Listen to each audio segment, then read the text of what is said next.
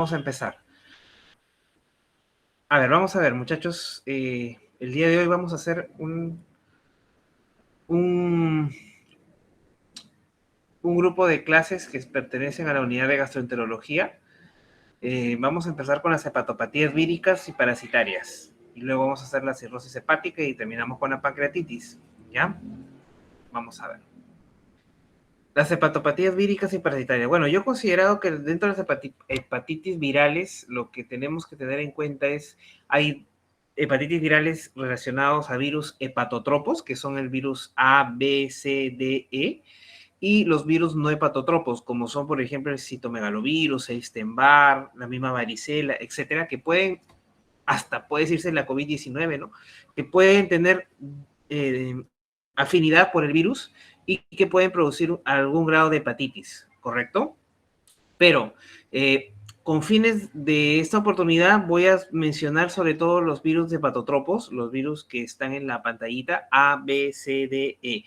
Más que todo, ver las diferencias y lo que tú tienes que tener en cuenta para que más adelante puedas responder algunas preguntas de examen. Por ejemplo, el virus de la hepatitis A, ¿qué cosas tienes que tener presentes sin dudarlo?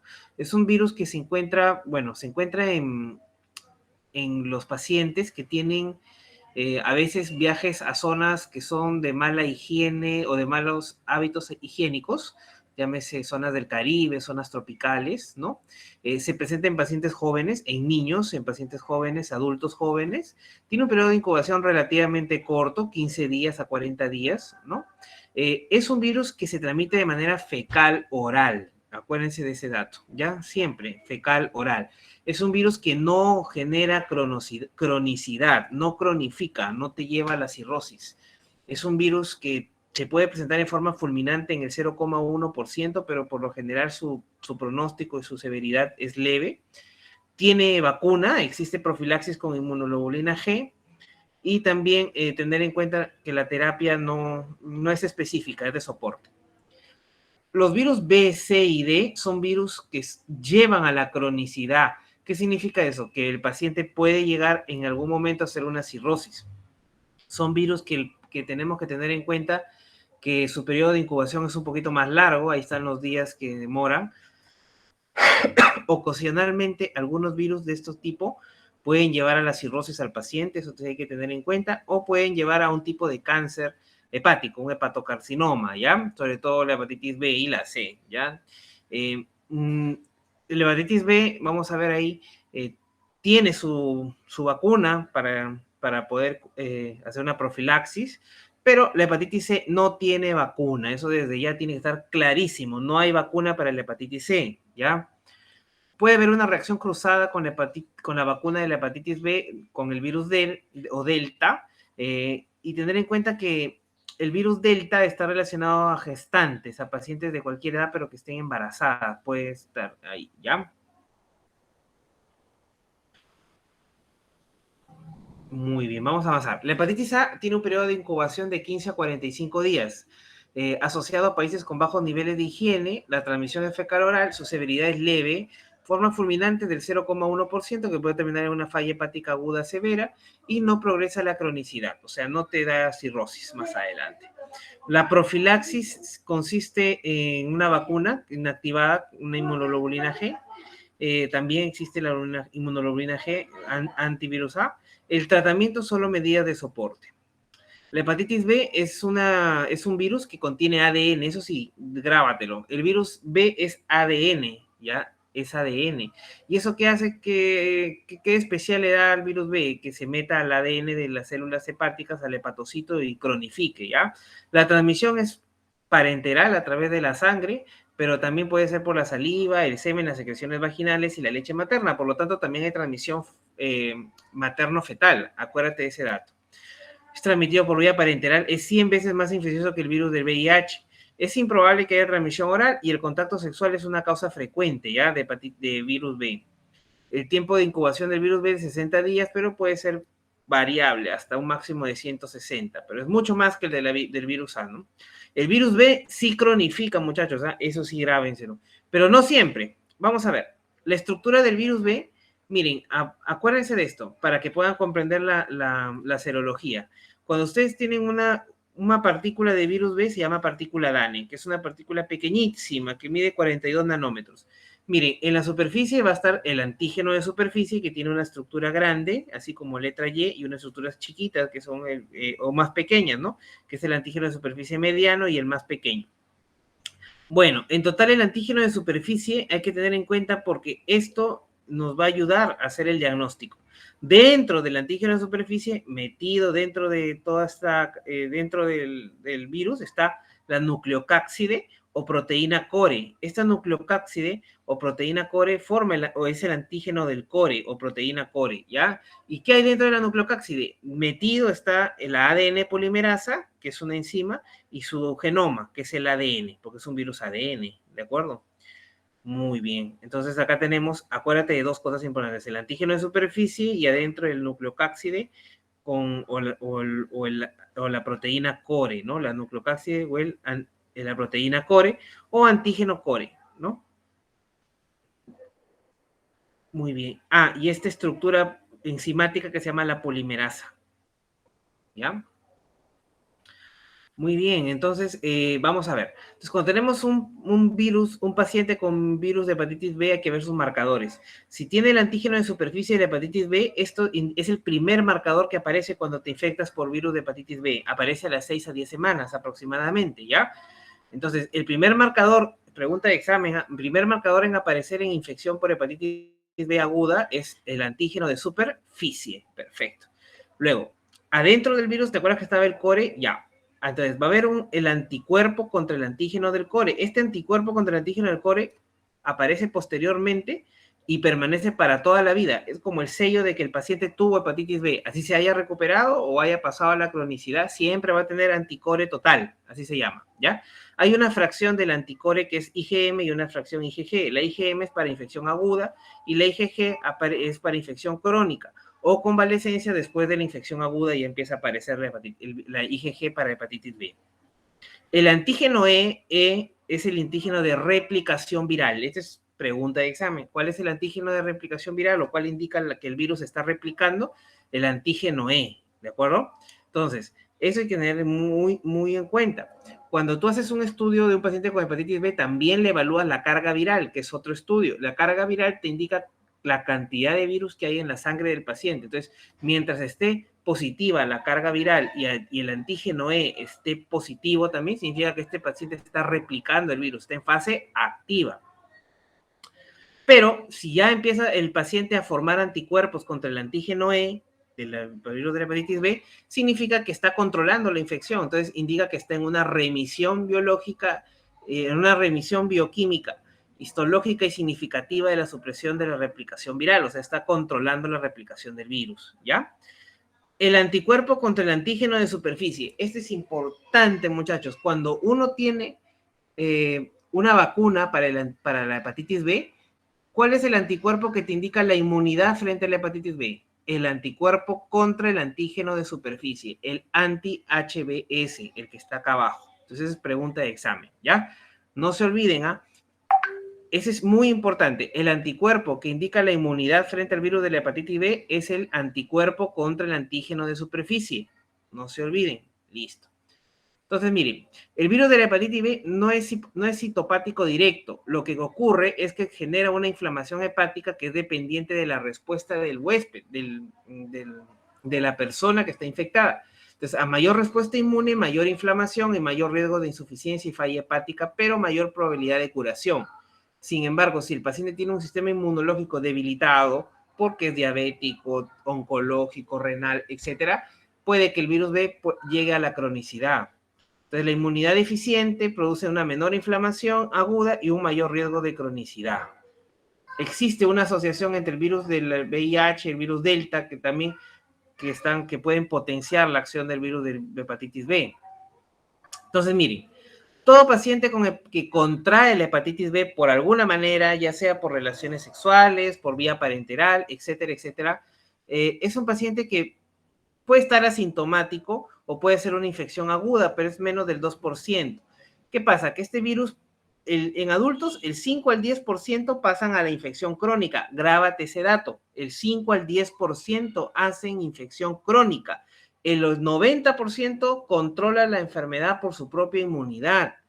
Pero como los niños y los neonatos tienen menos maduro su sistema inmunológico, ellos pasan a ser infección crónica generalmente. Entonces, ¿qué pasa con este grupo de adultos que no lograron contener la enfermedad y pasaron a infección crónica? Tienen un riesgo del 15 al 40% de hacer un daño hepático progresivo y este puede llegar a una cirrosis y a un hepatocarcinoma. ¿De acuerdo? Listo, no se olviden ya.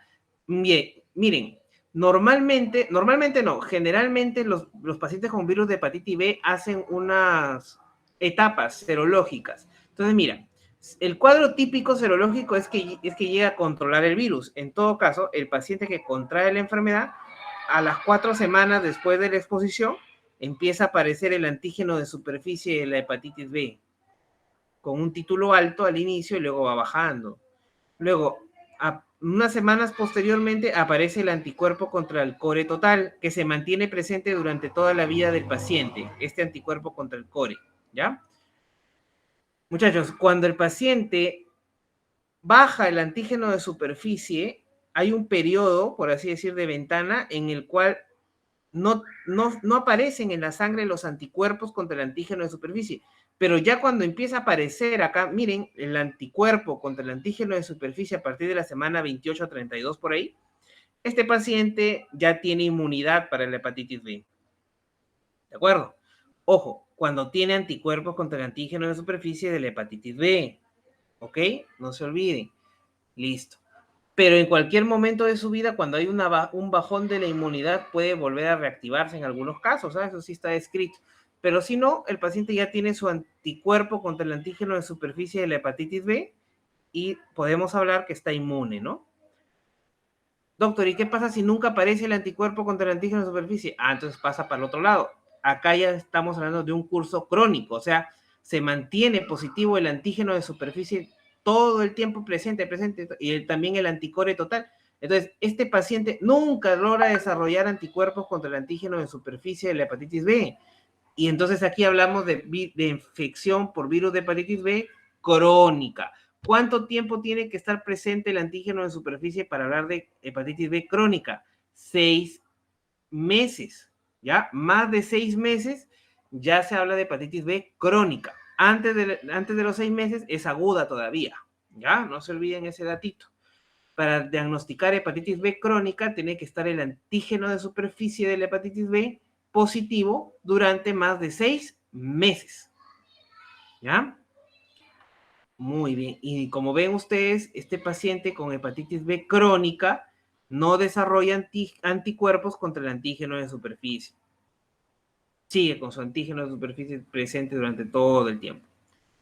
¿Cuál es el tratamiento? Bueno, tenemos dos tipos. Acá por referencia ustedes tienen que saber que hay interferones, interferón pegilados y análogos de los nucleótidos y nucleócidos, ¿ya? ¿Cuál es mejor? Bueno, algunos tienen sus ventajas y sus desventajas, como están en el cuadrito. Paciente cuando es joven, sin cirrosis y una carga viral no tan alta, se le puede dar interferón, pero ya y se le puede dar interferón porque tiene un tratamiento fijo y no induce resistencia viral. En cambio, cuando usamos análogos, ya vamos a ver cuáles son, este tratamiento tiene unas ventajas importantes porque se puede usar en pacientes descompensados, son bien tolerados, se toman, son por vía oral, ¿no? Este es endovenoso. No necesariamente tiene que tener algunas restricciones respecto a la edad, a las comorbilidades, o si tiene cirrosis o no tiene cirrosis. En cambio, el interferón sí tiene que ser en un paciente que no tiene cirrosis. Eso es importante. Doctor, ¿y cuáles son los mejores antivirales de tipo análogos de nucleótidos que hay para la hepatitis B? Bueno, es como las bacterias. Ustedes saben que hay bacterias que son resistentes a antibióticos. También existen antivirales que los mismos virus son resistentes a los antivirales por diferentes formas, ¿no?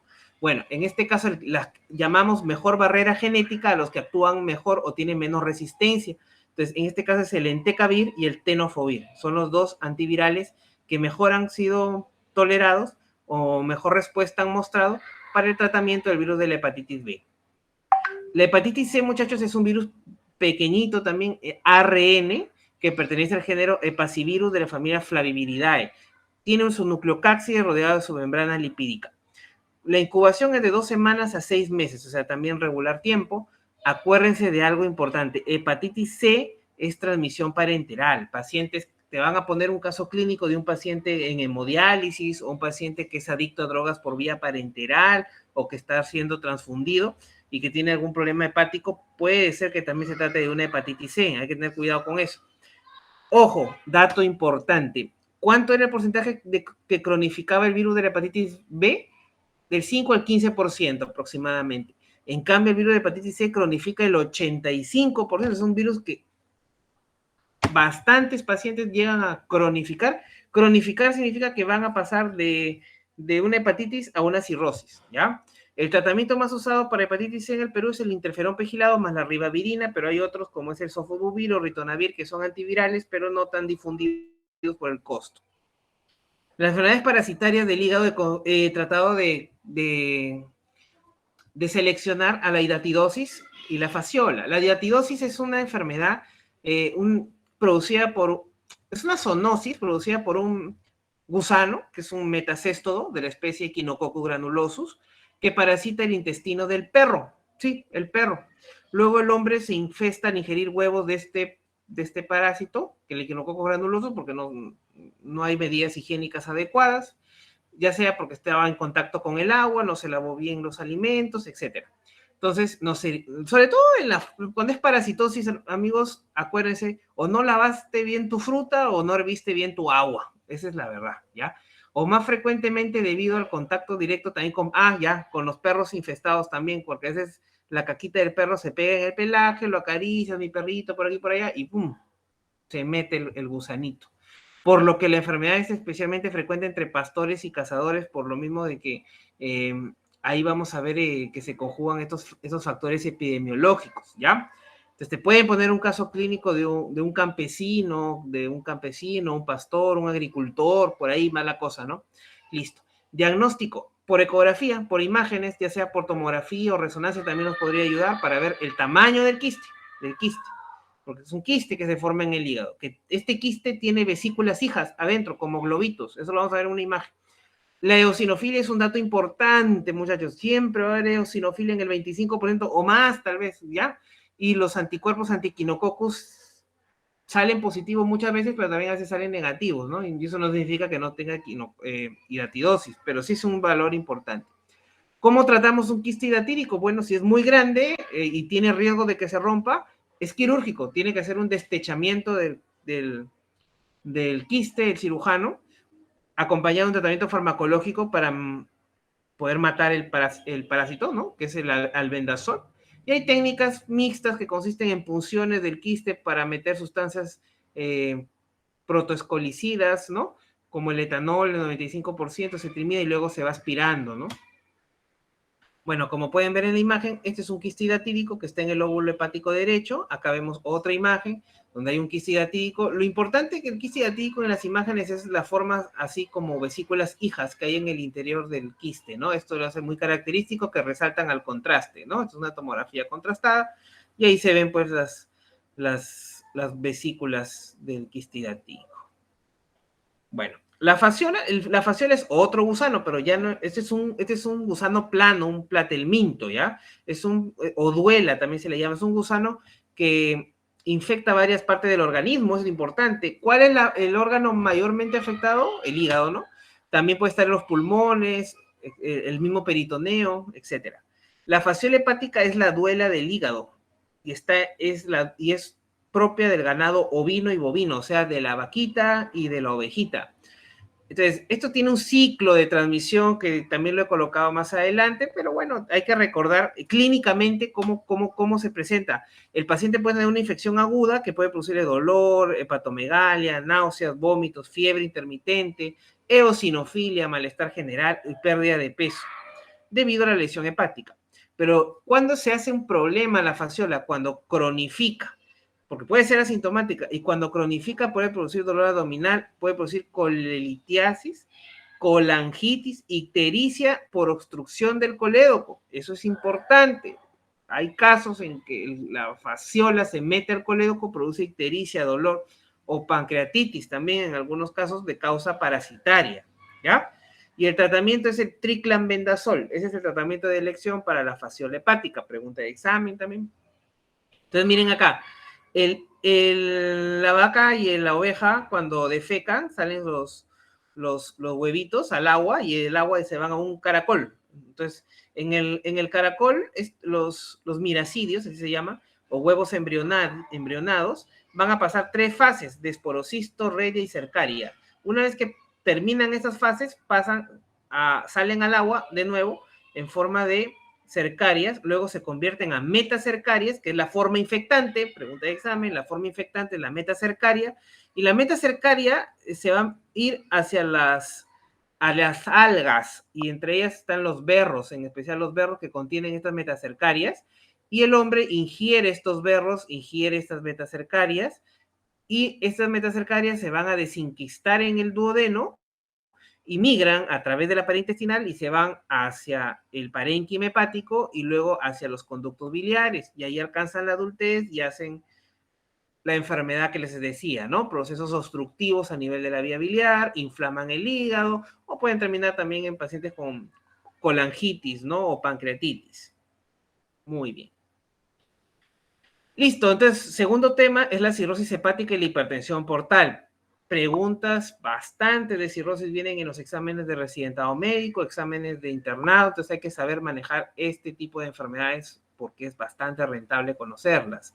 La cirrosis hepática, tenemos que saber lo siguiente, el diagnóstico de cirrosis. ¿Cómo hacemos el diagnóstico de cirrosis? Bueno, si te preguntan cómo es realmente el diagnóstico de cirrosis, es histológico, o sea, tienes que el patólogo diagnosticarte por biopsia, pero siempre le pedimos biopsia a todos los cirróticos, la respuesta es no, no, pero la cirrosis hepática tiene sus criterios histológicos, sobre todo la fibrosis del parénquima hepático, que determina que el hígado es cirrótico. Hay criterios clínicos, bioquímicos y de imágenes que se pueden conjugar. Hay que ver, ¿el paciente cirrótico es compensado o descompensado? También lo vamos a conversar. Y algunas particularidades de las descompensaciones, pero sobre todo las que están relacionadas a la hipertensión portal, que es lo que me toca acá, y ver los modelos pronósticos de severidad, el Child-Pugh. Este término Child-Pugh ya métetelo en la cabeza, ¿ya? Entonces, cuando tú seas interno de medicina, tienes un paciente cirrótico, vas a presentarle a tu asistente, paciente 70 años con antecedentes de cirrosis hepática, Child A, Child B o Child C. Entonces, de acuerdo a eso, ustedes van a saber el grado de severidad y el pronóstico de muerte del paciente. Entonces, miren, como les decía, los nódulos de regeneración más fibrosis son los que van a determinar el diagnóstico de cirrosis hepática. Estos son como islas de hepatocitos y alrededor todo lo que está azul es fibrosis, con una tinción especial que se llama la tricrómica de Mason, ¿no? Entonces ahí vemos estos nódulos y esta fibrosis. En cambio, hay nódulos de regeneración sin fibrosis. Hablamos de una hiperplasia nodular focal, que pues es un caso diferente, es un diagnóstico distinto. En cambio, con la cirrosis, sí, pues hay nódulos de regeneración más fibrosis. Los criterios clínicos, tenemos manifestaciones clínicas. Ojo, cuando el paciente está compensado no son muchas, está sintomático, tiene una leve astenia, pero ya cuando está descompensado puede haber ascitis, puede haber hemorragias digestivas, puede haber encefalopatía. El examen físico tenemos que ver lo siguiente. Puede haber hepatomegalia en el lóbulo izquierdo, eso se llama prominencia del lóbulo caudado al momento en que haces tú una ecografía. Al momento en que haces tú una ecografía, el ecografista te pone ahí prominencia del lóbulo caudado como un dato importante, ¿ya? La esplenomegalia, que implica el aumento del tamaño del vaso, que genera, pues, que se vayan las plaquetas destruyendo.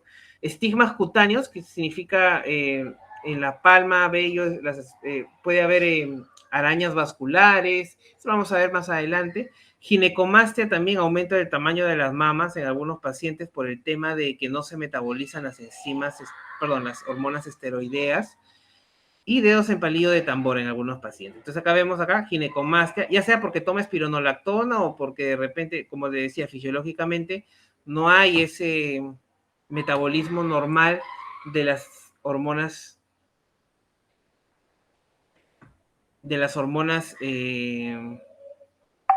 femeninas, ¿no? ¿Cuál es el tema acá? Que tenemos que ver algunos datos, por ejemplo, en las palmas de la mano aparecen estos como puntitos, se llaman estos puntitos rojos, ¿no? Las venitas en las superficiales pueden aparecer así en forma de medusa, ¿no? Se llama caput medusae cuando hay hipertensión portal. Pueden haber acá los dedos en palillo de tambor, que también son importantes reconocerlos. Muy bien. Entonces, tenemos criterios bioquímicos evocadores de hipertensión portal. Uno de ellos, importantísimo, es la plaquetopenia. La plaquetopenia, cuando el paciente tiene plaquetas bajas, significa que probablemente su vaso está funcionando mucho, hay un hiperesplenismo, está agrandado, y esto que genera de que se destruyan las plaquetas y es un signo indirecto de hipertensión portal. También hay una hipergamaglobulinemia policlonal fisiológica del paciente cirrótico.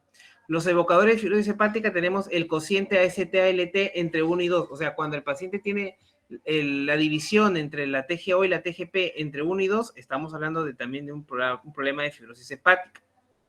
Evocadores de insuficiencia hepática también tenemos la protrombina, el tiempo de protrombina que esté elevado, el INR alterado, la hipoalbuminemia, y los evocadores de disfunción circulatoria tenemos el sodio sérico, que generalmente el paciente tiene una hiponatremia, y es importante reconocer. Entonces, en imágenes, ¿cuáles son los criterios que vamos a tener en cuenta para que nosotros podamos decir que el paciente tiene una hipertensión portal? La esplenomegalia, este es un dato importantísimo. Si el ecografista, el radiólogo te pone que tiene el vaso grande, eso se llama esplenomegalia. Dirección y velocidad del flujo portal. ¿Qué significa eso? Que a veces el vaso, el hígado, cuando está muy, muy fibrótico, no deja pasar en la normal circulación de la vena porta. Entonces, ¿esto qué hace? Que se busquen caminos alternativos, y es por eso que empiezan a aumentar el tamaño de las venas del ombligo o de las venas del esófago, se producen las varices esofágicas o la llamada circulación colateral. La citis también es importante tener en cuenta porque es un evocador de hipertensión portal. Los evocadores de fibrosis hepática tenemos que ver también, por ejemplo, cómo es el hígado del cirrótico. Generalmente el hígado del cirrótico es un hígado pequeño con bordes microlobulados o bordes irregulares. Eso es lo que te va a decir el radiólogo cuando tú haces la ecografía, o la hipertrofia del lóbulo caudado, que es cuando el lóbulo del hígado izquierdo está agrandado, y la estructura heterogénea o hiperecogénica del hígado, ¿no? Miren, entonces, endoscópicamente vamos a ver esto, ¿no? La presencia de unos cordones varicosos a nivel del esófago, que se llaman las varices esofágicas, que se van a dilatar en diferentes grados, y también es un signo indirecto de hipertensión portal. Entonces, ¿cómo hacemos el diagnóstico de cirrosis? Generalmente combinando el laboratorio, la ecografía, la tomografía, la endoscopía y la clínica, ¿ya? Sumando todo, podemos decir que el paciente puede tener su cirrosis hepática. La hipertensión portal puede ser a 3 niveles. Puede ser presinusoidal, puede ser sinusoidal a nivel del sinusoide hepático, o postsinusoidal, pasando el sinusoide.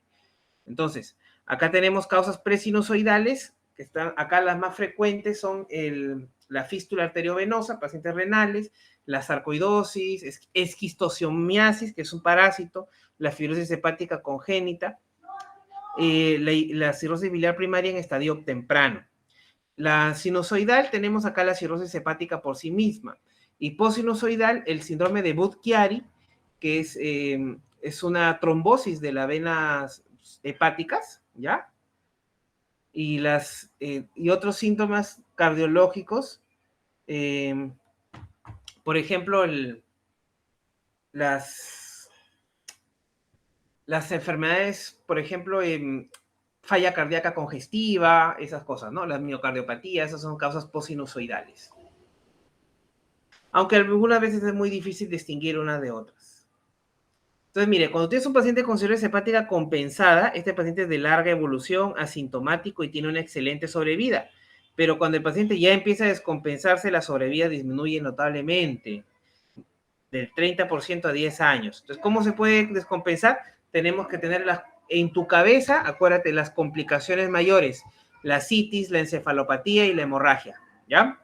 Causas más frecuentes de cirrosis, bueno, acá en el Perú, la alcohólica, el paciente que consume demasiado alcohol crónicamente en su vida, pues termina con cirrosis. El virus de la hepatitis B y C, que también habíamos conversado, la causa autoinmune, hay veces en que encontramos causas más raras como la hemocromatosis, la enfermedad de Wilson, el déficit de alfa-1-antitrypsina. NASH significa esteatohepatitis no alcohólica o el hígado graso, ¿ya? Las enfermedades biliares como la cirrosis biliar primaria y la colangitis esclerosante primaria. Y hay casos en que no encontramos la causa, se llama cirrosis criptogénica.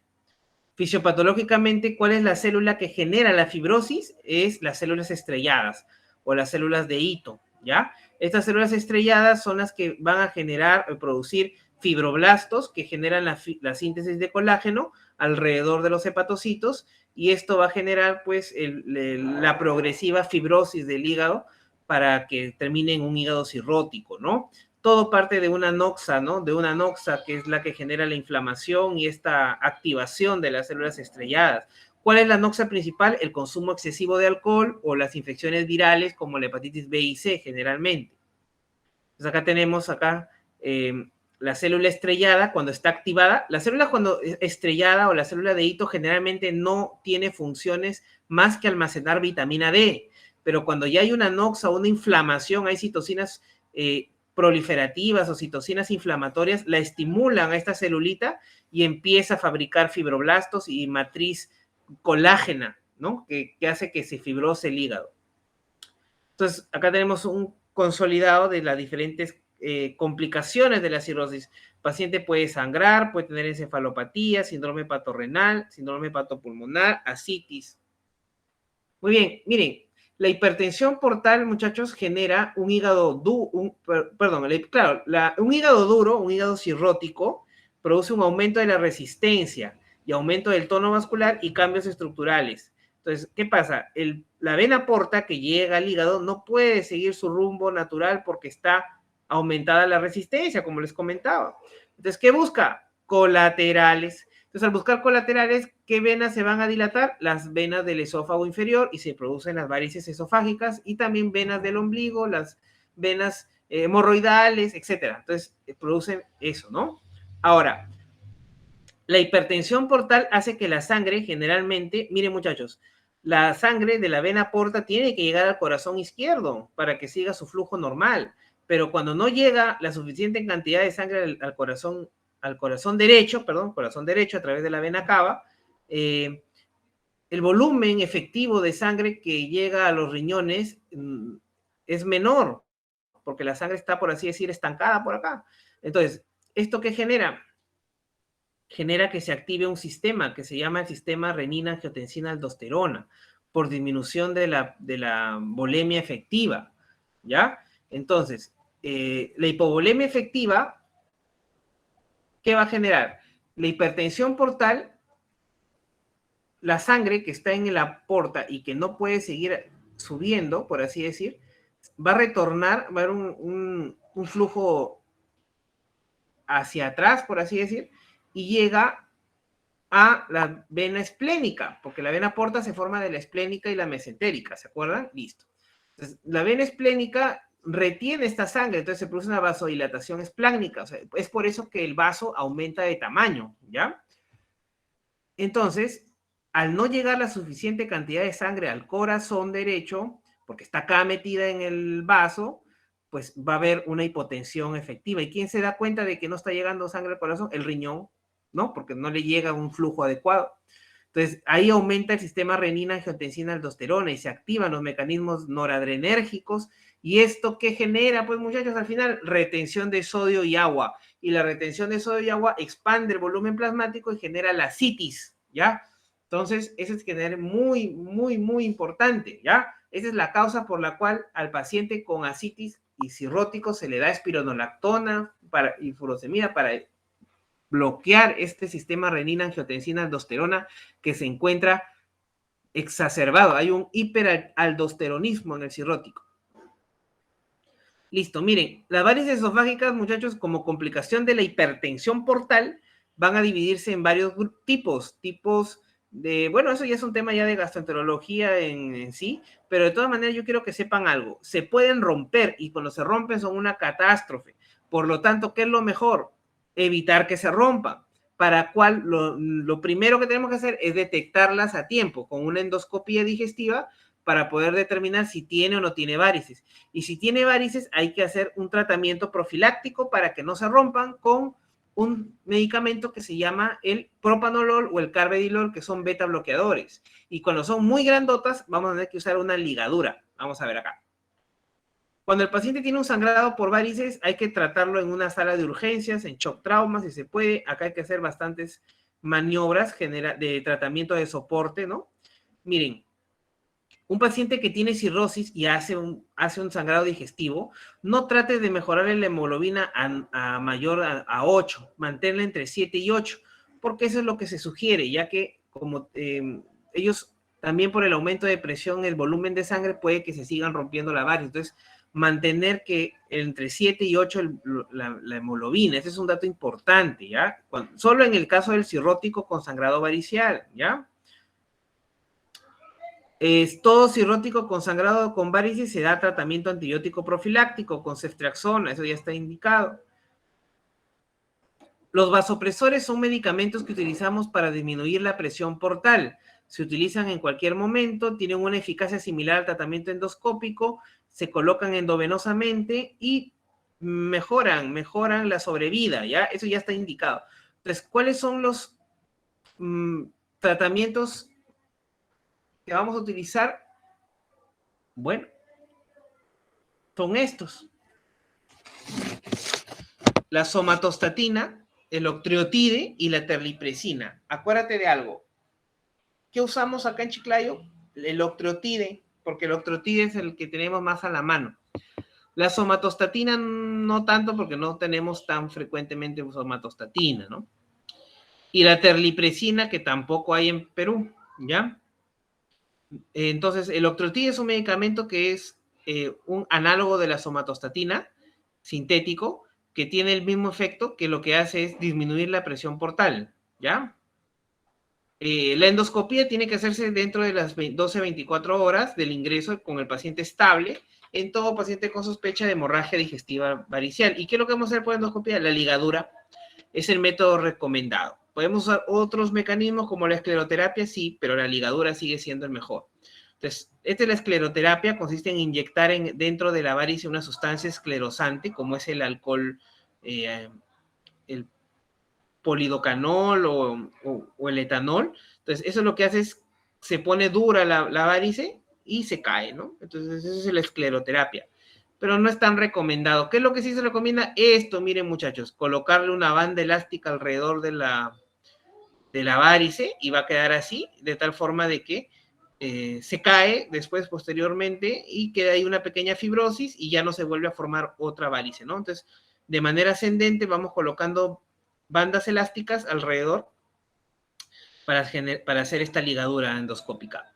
Y si estás en emergencia y no tienes algún endoscopista que te pueda ayudar y el sangrado es masivo, pregunta de examen, ¿cómo se llama la sonda que usamos para cohibir un sangrado por varices esofágicas? La sonda de Sengstaken-Blackmore, ¿ya? Esa es pregunta de examen. La sonda de Sengstaken-Blackmore es la sonda que hay que inflar, tiene un globo para el esófago y un globo para el estómago para que cohiba el sangrado varicial, ¿ya?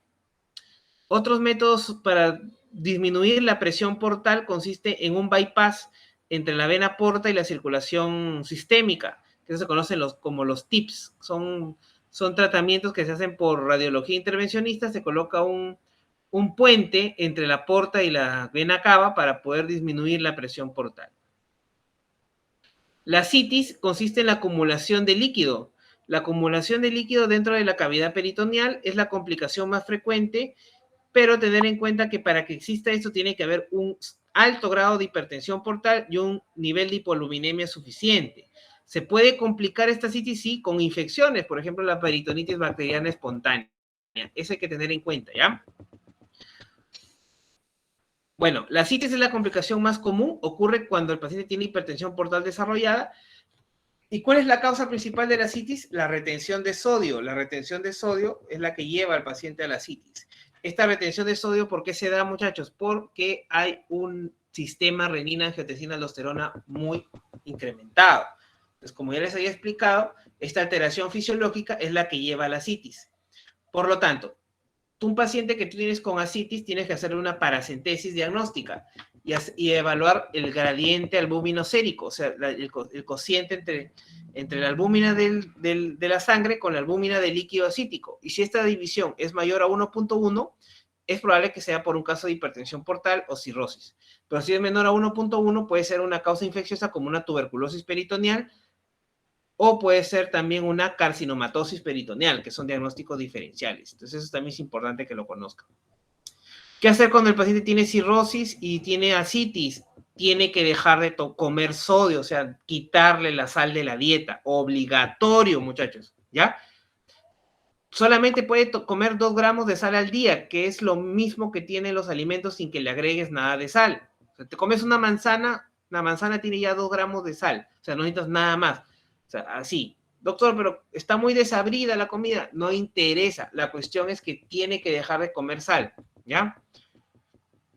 ¿Cuál es el diurético de elección para la citis en el paciente cirrótico? Es la espironolactona, es la droga de elección, y a la cual se le puede agregar la furosemida de forma escalonada para ir mejorando la dosis, y el paciente tiene que ir bajando de peso a través que va orinando y eliminando la citis.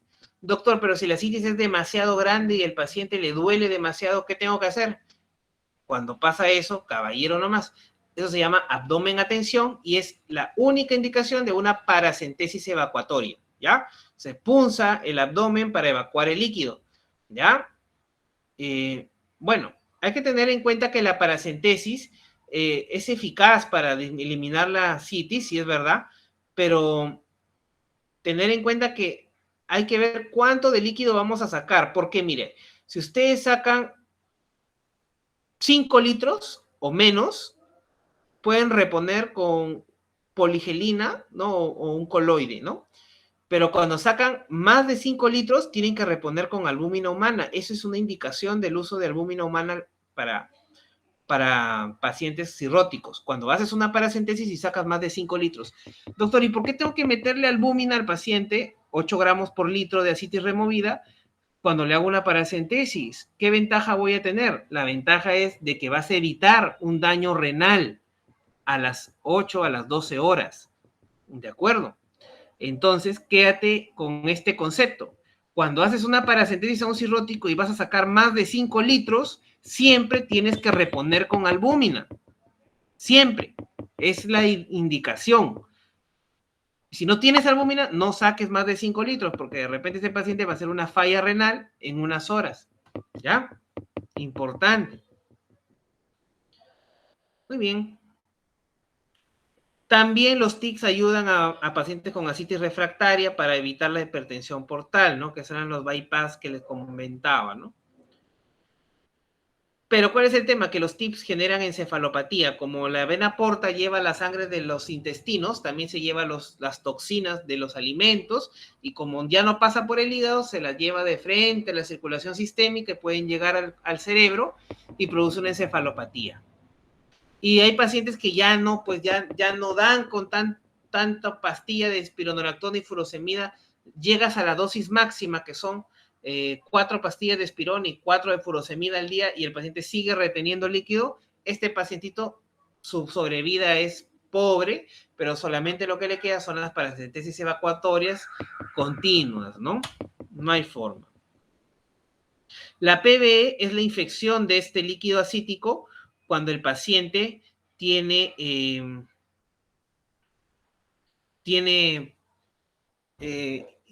se infecta, pues, ¿no? El líquido acítico, eso se llama peritonitis bacteriana espontánea por una bacteria que se llama Escherichia coli, ¿ya? Muy bien. La pancreatitis aguda. La pancreatitis aguda es una enfermedad en la cual vamos a ver ahora que se produce en el páncreas secundaria a diferentes factores. Esta condición inflamatoria no solamente se va a quedar en el páncreas, también puede hacerse una inflamación sistémica y afectar a los pulmones, a diferentes órganos, ¿ya?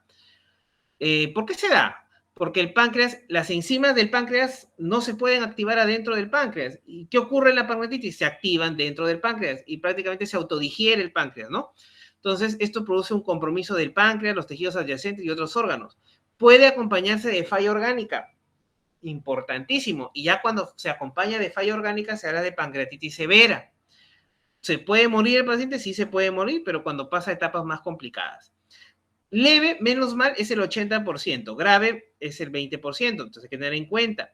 Y la mortalidad de la grave es del 30 al 40. ¿Ya? Y la mortalidad de la leve es del 0 al 1%, o sea, casi nada. Causa más frecuente de pancreatitis aguda, muchachos, cálculos biliares, que se van a quedar atrapados en la ampolla de váter, ¿ya? La causa biliar es la causa más frecuente de pancreatitis aguda. Otras causas, el alcohol, también los fármacos, etc. En niños puede ser por causas traumáticas o por otras causas. ¿Qué fármacos producen pancreatitis aguda? Miren, yo he visto varios casos en el Instituto Nacional de Enfermedades Neoplásicas por el uso de didanosina, antineoplásicos, ¿ya? Otros que pueden producir también son el ácido valproico, el valproatro, la acetoprina, la misma furosemida, la mercaptopurina, que es un antineoplásico también, las pentamidinas, que son antineoplásicos, etc. Las paraginasas también, que son antineoplásicos. Miren, hay dos fases de la pancreatitis. La primera es la fase precoz, que es la primera semana en que vamos a ver cómo se va instalando la enfermedad o la severidad de acuerdo a ello, si es que hubiera alguna falla orgánica respecto al curso de la enfermedad. Y vamos a ver una fase tardía donde ya pasó la fase aguda, entonces, ¿qué ocurre? Van a haber complicaciones, pero hay complicaciones inmediatas y otras que demoran más. Entonces, acá vamos a ver si se forman abscesos a nivel de la cola del páncreas, o si ya se empiezan a coleccionar los llamados pseudoquistes, etc. Y estos cambios los vamos a observar mejor a través de una tomografía, ¿ya? ¿Cuáles son los síntomas de la pancreatitis? Definitivamente el dolor abdominal, y es un criterio diagnóstico. Anorexia, náuseas, vómito y diarrea. Características semiológicas del dolor, que es en cinturón, que se irradia hacia la espalda, ¿de acuerdo? Puede haber fiebre, puede haber taquicardia, puede haber defensa muscular, puede haber distensión del abdomen, hasta hay casos en que puede haber, por ejemplo, ictericia en el 28%. Hay casitos en que puede haber, por ejemplo, los llamados signos de Cullen y de Gray-Turner, que son preguntas de examen. Gray-Turner significa una quimosis, producto de esta pancreatitis a nivel de los flancos. Y el signo de Cullen es periumbilical. ¿Ya?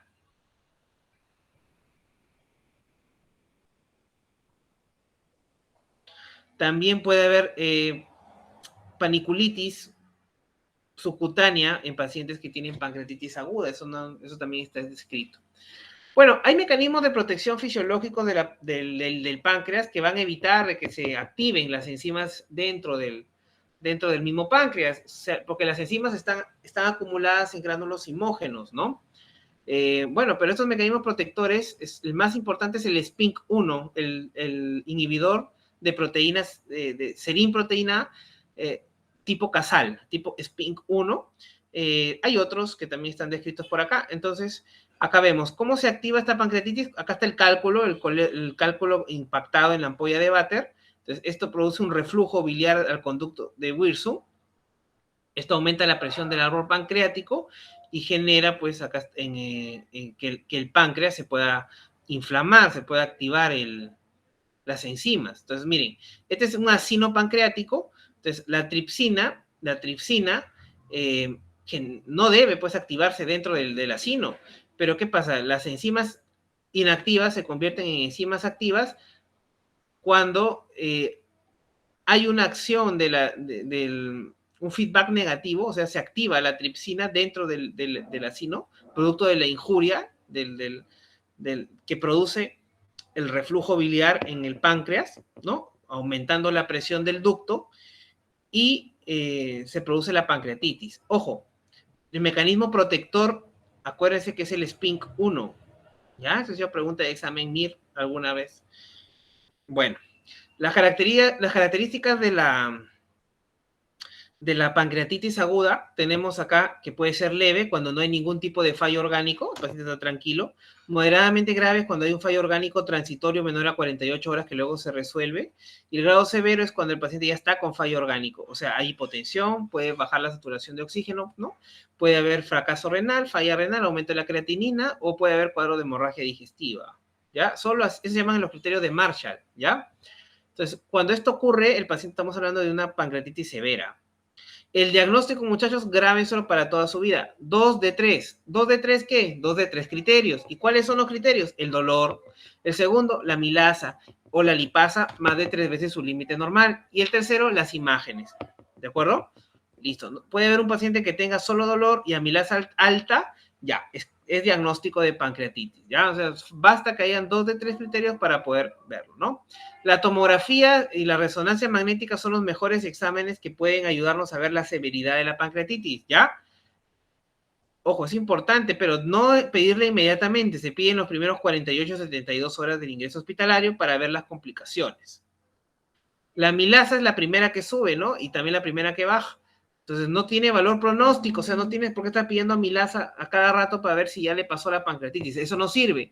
La amilasa sérica sirve para hacer el diagnóstico. Una vez que está 3 veces su valor normal, por ejemplo, está en 300, 350, 400, ya, pancreatitis. Y ahí queda el asunto, ¿ya? Es muy sensible, pero muy inespecífica. Bueno, pero ayuda bastante. La otra es la elastasa de polimorfonucleares, pero que eso no está no hay mucho acceso en este laboratorio. La amilasa, como pueden ver, primero que se eleva y luego va bajando, ¿no? En cambio, la que se mantiene mayor tiempo positiva o elevada en sus rangos o valores más altos es la lipasa. La tomografía sirve para bastantes puntos en el tema de la pancreatitis. Te muestra cómo es el deterioro durante la evolución de la enfermedad, te permite ver las colecciones a través del contraste, ¿no? Se ven si hay accesos, colecciones. Se realiza generalmente a las 48 72 horas, es importante, ¿no? Para poder ver las complicaciones. Tener cuidado porque el paciente cuando está con pancreatitis está deshidratado, entonces generalmente hay una elevación transitoria de la creatinina y para hacer una tomografía, y te puede ayudar la tomografía, tiene que ser tomografía con contraste. Entonces tienes que hidratar bien al paciente y luego, después de una intensa hidratación, luego hacerle su tomografía con contraste para poder valorar el daño, ¿ya? La colangioresonancia es un examen muy bueno para poder determinar si la causa de la pancreatitis es un cálculo en el colédoco distal o en la ampolla de Vater y si persiste ahí metido el cálculo, porque si está ahí metido va a tener que ser extraído a través de un procedimiento que se llama la CEPRE. Muchas veces, el 75% de los casos, el cálculo migra de la ampolla y sale, rasga la ampolla y sale. También existe esa posibilidad, ¿ya? Los criterios de Ransom son un clásico que ustedes tienen que saber porque siempre les preguntan cuáles son, estos te indican la severidad de la pancreatitis de acuerdo al tiempo, si es antes de las 48 horas o posterior a las 48 horas, eso tienen que conocer, ¿no? ¿Qué influye? La edad, los leucocitos altos, los niveles de glicemia, el LDH, la PGP sérica. Apache 2 es un cuadro más amplio, pero que te indica fallas orgánicas, por ejemplo, a nivel arterial, cardíaco, respiratorio, niveles de sodio, potasio, creatinina, hemoglobina. Entonces, esta tabla también te da unas variables fisiológicas que te determinan sobre todo la severidad, ¿ya? Son tablas para severidad. Pero la tomografía la usamos bastante para ver la severidad. Entonces, acá vienen los llamados criterios de Baltazar, perdón, o la escala de Baltazar. Preguntas de examen también. Cuando la tomografía te indica que el paciente tiene un páncreas aparentemente normal, pero tiene pancreatitis, este es un Baltazar tipo A. Si está aumentado de tamaño, es Baltazar tipo B. Si hay una refracción o rarefacción de la grasa peripancreática, es un Baltazar, o estriación de la grasa peripancreática, es Baltazar C. Y el Baltazar D es cuando ya hay colecciones, cuando hay una sola, y cuando hay varias, el Baltazar E, más de una colección. Baltasar A, páncreas normal, delgadito. Baltasar B, ya hay un aumento del tamaño del páncreas. C, ya hay una estriación o rarefacción, por acá vemos de la grasa peripancreática. Baltasar D, hay una colección, acá vemos una colección. Y Baltasar E, hay 1, 2, 3, 4. Y acá que vemos en la vesícula, piedritas, ¿no? A veces vemos acá también en la tomografía las litiasis vesiculares, ¿no? Que son la causa de la pancreatitis. Bueno, también hay otros criterios de severidad. Bueno, la severidad tomográfica es importante también combinarla con otros factores, como por ejemplo la efusión pleural, si hay o no hay derrame pleural, si hay líquido libre o ascitis, inflamación retroperitoneal o inflamación mesentérica, ¿no? Para que te den el índice de severidad tomográfica. ¿Cuáles son las complicaciones de la pancreatitis? Las complicaciones locales más frecuentes es el pseudoquiste pancreático, ¿no? Las colecciones líquidas peripancreáticas. También se puede dar una necrosis aguda, o sea, que se mueran las células y esos necrosis es altamente infectable. Entonces acá tenemos que producir una necrosectomía o hacer una necrosectomía que lo hace el cirujano o también por otros métodos, pero no se puede quedar ahí la necrosis. ¿Cuándo sospechas que está complicado el cuadro de pancreatitis con estos de acá? Cuando el paciente ya ha pasado un buen tiempo, ya tiene una semana o 2 semanas, no puede comer, sigue con dolor, las amilasas no bajan, hay incremento, por ejemplo, de disfunción orgánica o se desarrolla una sepsis. El pseudoquiste pancreático, solamente quiero que sepas 2 cosas por ahora, que puede existir y no es necesario estar drenándolo, operándolo, si es que este pseudoquiste es pequeño, no produce síntomas, es asintomático, ¿ya? Se sigue con ecografía cada 4 o 6 semanas. ¿Por qué? Porque el pseudoquiste se va a ir reduciendo de tamaño y se va a resolver de manera inmediata en el 25 a 40% de los casos. ¿Cuándo se opera el pseudoquiste? Cuando produce dolor, cuando se puede romper, cuando produce contracción o compresión de la vía biliar, cuando se puede acceder, ahí sí, ¿no? Cirugía. Y persistencia también del pseudoquiste, ya más de las 4 o 6 semanas, podría hacerse un drenaje interno, ¿no? Entre el pseudoquiste con el estómago, se forma hay un bypass. ¿Cómo tratar la pancreatitis? Primero saber dónde va a ir tu paciente. Si el paciente está severo, se va a la UCI. Si el paciente no es severo, se va a áreas comunes o a un servicio de hospitalización. Entonces, todo paciente con pancreatitis severa se trata en la UCI. Hay que hidratar enérgicamente con fluidos. El lactato Ringer es el mejor, ¿no? Pero también usamos la solución salina fisiológica, que es el suero fisiológico. Podemos usar una cánula de oxígeno para mejorar la saturación si el paciente está con algún grado de insuficiencia respiratoria. Y para el dolor, ¿cuál es el medicamento para el dolor en paciente con pancreatitis? La petidina, ¿no? Este es el tratamiento de elección. Cloruro de sodio de 250 a 300 cc por hora, importante, la cánula binasal. Y para el dolor, la petidina es la indicación universal, eso no se olviden. Doctor, pero no hay petidina. Bueno, podemos usar otro tipo de medicamentos, ¿no? Opioides, hasta AINES también para poder controlar el dolor. Reperfundir y oxigenar el páncreas es una efectiva manera de evitar la necrosis y posteriores complicaciones, porque cuando ya se necrosa el páncreas, como ven acá, está todo negro, necrosado, esto ya no, se infecta, ¿ya? Es un páncreas que es potencialmente infectable. Quiero que te acuerdes que todo paciente que llega a hacer este tipo de complicaciones que se llaman las necrosis, tiene que ser operado para hacer una necrosectomía, ¿ya? No se puede quedar la necrosis ahí. Aparte el tratamiento antibiótico que tiene que recibir. El manejo de la necrosis extensa debe ser punzada y hacer cultivos. Eso es importante. Si tienes un hospital que puede punzar la necrosis y hacer cultivos para ver a qué son sensibles las bacterias que infectan la necrosis, hazlo. El uso de antibiótico profilaxis en necrosis extensas es conflictivo. O sea, primero se tiene que demostrar que la necrosis esté infectada para poder dar tratamiento, pero eso no es así en todas las escuelas. Hay centros hospitalarios que se inicia antibiótico profilaxis cuando ya tenemos un diagnóstico de necrosis, ¿ya? La tendencia es usarlos en pancreatitis graves, según la guía japonesa, ¿no? Si se opta por usarlos, hay varias alternativas, pero ¿cuál es el mejor antibiótico que llega al páncreas, muchachos? El imipenem, el ertapenem, los carbapenem. Ese es lo que quiero que tú te lleves a la cabeza, ¿ya? La indicación de uso de carbapenem, imipenem, ertapenem, son los medicamentos de elección para las necrosis infectadas del páncreas, ¿correcto? Y también la indicación quirúrgica que les comentaba, porque muchas veces la necrosis hay que sacarla, hay que hacer la necrosectomía. Soporte nutricional. Ojo, si este paciente, si tiene una pancreatitis severa que no va a comer mucho tiempo, tienes que ponerle una sonda nasoyeyunal o una sonda nasogástrica para poder alimentarlo, ¿ya? La nutrición parenteral no se utiliza mucho. Mejor es mantener la función del intestino a través de esa sonda nasoyeyunal que pasa por el duodeno hacia el yeyuno, o sea, pasa por ahí, para pasar por ahí los alimentos, ¿ya?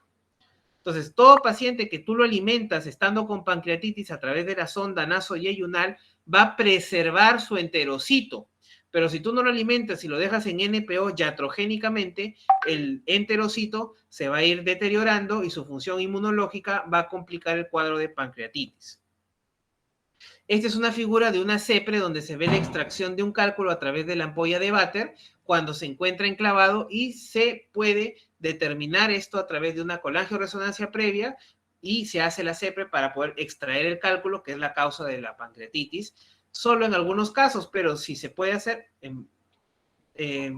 sería importante porque hay que sacar esta piedrita, no se puede quedar ahí porque puede generar otra pancreatitis en otro momento, entonces hay que hacer la CEPRE, ¿no?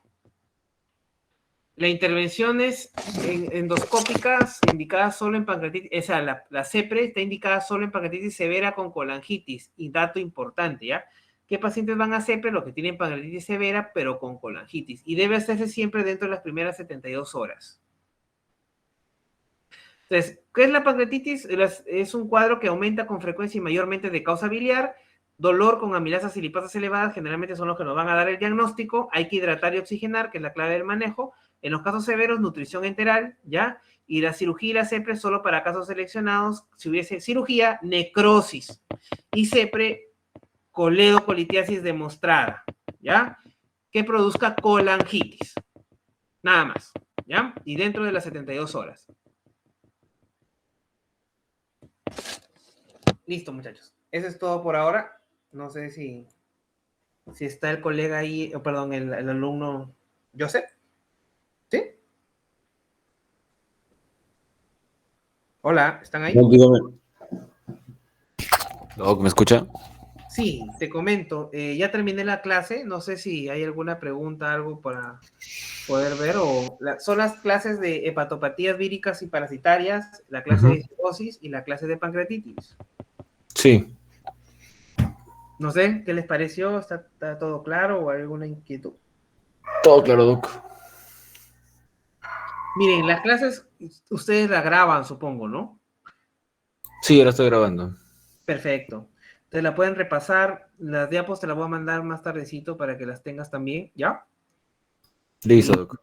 y bueno, yo creo que en las clases les he dado lo más importante, la pepa, ¿no? Lo que tienen que recordar, porque en realidad son temas bastante amplios, pero al nivel que ustedes están en pregrado, hay cosas que no deben olvidarse nunca, ¿no? Y en eso he hecho hincapié. ¿De acuerdo? Sí, Doc. Listo, Joseph. Te mando las clases entonces de aquí más tardecito para que puedas